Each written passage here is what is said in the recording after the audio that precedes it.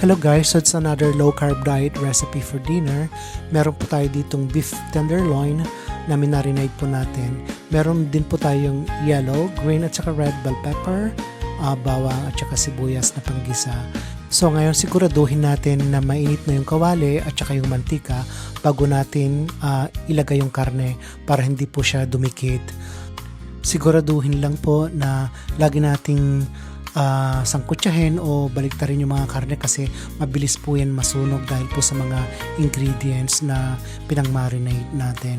Tapos mapapansin nyo po pagka medyo golden brown na siya, okay na po yan. Kaya prepare na natin yung mga pangsangkap. So ito yung bell pepper, pero igigisa muna natin siya sa bawang at saka sibuyas. Yung bawang po wag natin masyadong lutuin.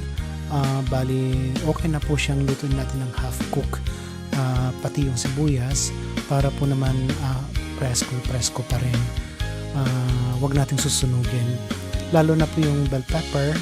Mas magandang half cook ang pagkaluto po ng mga gulay para po siya crunchy at saka presko pa rin yung gulay.